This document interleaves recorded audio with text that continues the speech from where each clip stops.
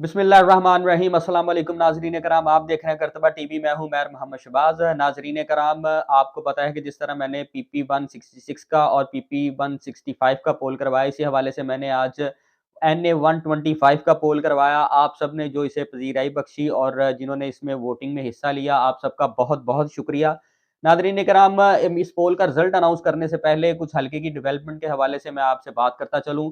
PP 165 में मिर्जा जावेद जो एक नाम आ रहा था एमपी के हवाले से, अब उनका नाम वहां से निकाल दिया। मेरे सामने जो अब तक की खबर है कि पीपी 165 में मरियम नवाज साहिबा खुद एमपीए का इलेक्शन लड़ने जा रही हैं।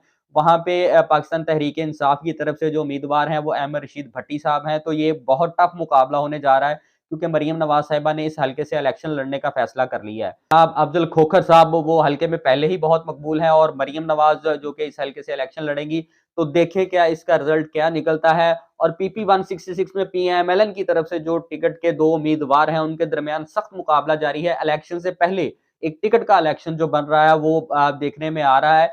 जैसा कि राना कर्नल तारक साहब हैं और मलकन साहब हैं, दोनों ही पीएमएलएन के टिकट के उम्मीदवार हैं पीपी 166 में, और ये तगड़ा मुकाबला हो रहा है टिकट के हवाले से। तो ये कुछ डेवलपमेंट थी। पाकिस्तान तहरीक इंसाफ के जो जिनके टिकट के उम्मीदवार हैं, उनके नाम फिलहाल मैं अनाउंस नहीं कर सकता।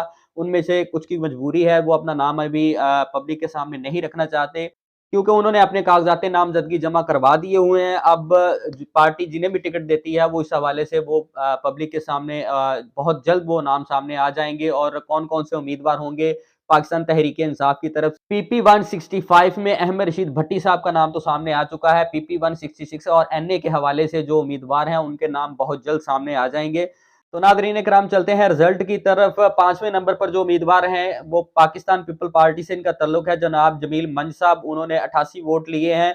नादरीन कराम, एक ब्रेकिंग न्यूज ये भी है कि यहाँ से शैला रजा साहिबा भी एमएनए की उम्मीदवार हो सकती हैं पाकिस्तान पीपल पार्टी की तरफ से।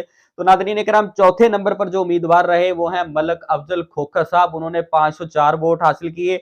पाकिस्तान पीएमएलएन की टीम ने शायद इस पोल का बाइकआउट किया है, या उन्होंने मलक अफजल खोखर साहब को वोट कास्ट करना मुनासिब नहीं समझा। सोशल मीडिया पर उन्होंने अपनी पावर शो नहीं की, जैसा कि उनका बयानिया आजकल चल रहा है, जुबान ज़द आम है, साडी गल होगी है। हो सकता है कि इस हल्के में सिनेरियो चेंज हो जाए और मलक अफजल खोखर साहब को टफ मुकाबला करना पड़े यहाँ पे।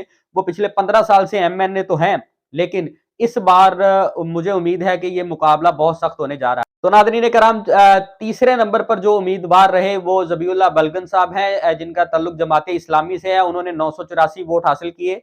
जमाते इस्लामी बहुत लेट इस हल्के में आई, लेकिन ये उनका उम्मीदवार बहुत लेट इस हल्के में इन हुए हैं, लेकिन फिर भी उन्होंने मजबूत जो है ना वोट हासिल किया है। और आगे जैसे जैसे इलेक्शन कंटिन्यू होगा, वो उम्मीद है कि वो अपनी कैंपेन जो है वो जारी रखेंगे और यहाँ से अच्छी लीड हासिल कर सकेंगे। नादरीन कराम, दूसरे नंबर पर जो उम्मीदवार रहे वो है मियां खुरम शहजाद साहब, जिनका तल्लुक टीएलपी से है। उन्होंने 1636 वोट हासिल किए। मियां खुरम शहजाद साहब बजाते खुद एक बहुत ही नफीस इंसान है।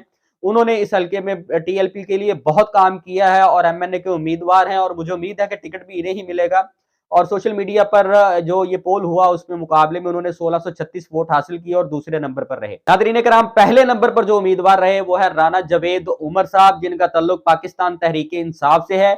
इन्होंने पीपी 166 से पहले एमपीए का इलेक्शन लड़ा, और अब पाकिस्तान तहरीक इंसाफ की तरफ से एमएनए के उम्मीदवार हैं।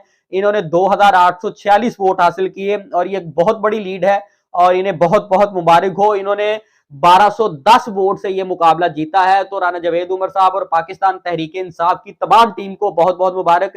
पाकिस्तान तहरीक इंसाफ पहले भी सोशल मीडिया में एक पावर रखती है, और मुझे उम्मीद है कि हल्के में भी वो इसी तरह काम करते हुए अपनी पार्टी को जितवाने की कोशिश करेंगे। तो नादरीन कराम, ये था मेरा आज का वीलॉग। आप सबसे गुजारिश है एंड में कि आपके लिए कि ये काविश की जाती है। तो नादरीन कराम, जब भी आप वीडियो को देखें तो चैनल को सब्सक्राइब जरूर किया करें, और आप कमेंट सेक्शन में अपनी राय का इजहार भी जरूर कीजिए। मुझे दीजिए इजाजत। अल्लाह हाफिज।